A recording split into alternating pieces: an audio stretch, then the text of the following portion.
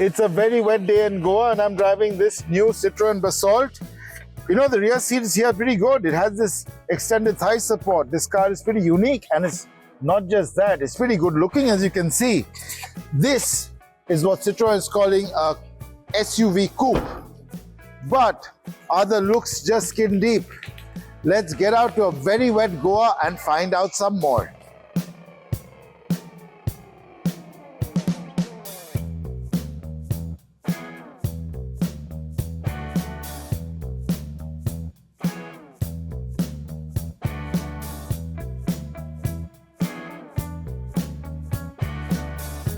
As I said, this is a very good looking car, the Basalt. But looks are a very subjective thing. What I find good looking, you may not find good looking. But I do believe, as somebody who's looked at cars for closely for the last 25 years, people take much more interest in the looks of their cars than they do in the looks of their life partners when selecting one. I mean, somebody selected me after all. But jokes aside, this is a very good looking car. But you know, there's small things that give it away that this car has obviously been built to a cost. For example, the door handles. I mean, they feel low end. Lifting door handles. You feel it's something you'd find on a Maruti Alto, not on a car that looks like this.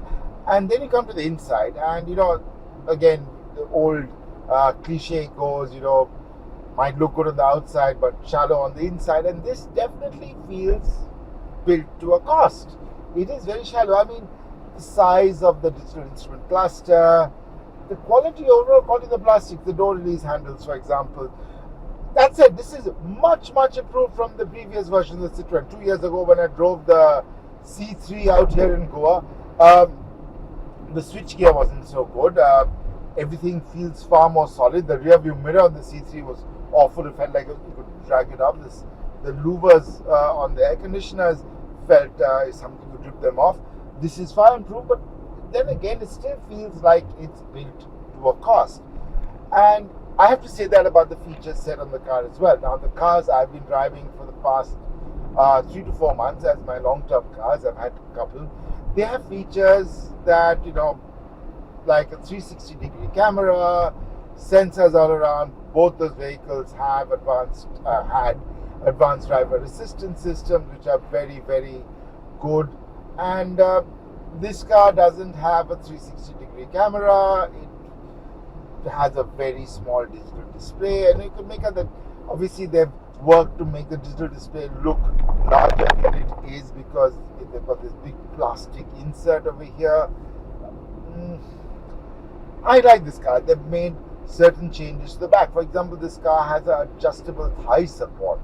I mean, whoever thought a car could have that? Sorry, I have to just avoid that, even though Citroen's main selling point for all their cars is the magic suspension. I don't want to drive over a pothole if I can. Now, I'm entering the carts. I've come through here earlier when I was driving earlier.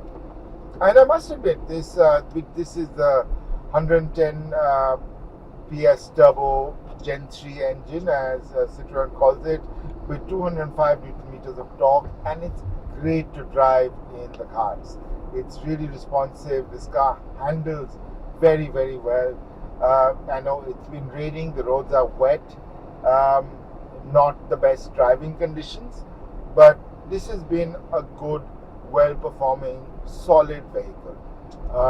Good engine. I've always liked this, 110 PS turbo engine that Citroen has, and it's great. The other thing, I must mention it, even though my opinions on sunroofs are well known, I don't like them. This car doesn't have a sunroof. Now the problem is, most of the cars it will be competing against have sunroofs or even panoramic sunroofs. So here it is, the Citroen Basalt, a very good looking car, no doubt about that. Good handling, good performing car. This engine's there on the other two Citroens in the market, the C3 and the C3 Aircross. Great infotainment system, big screen.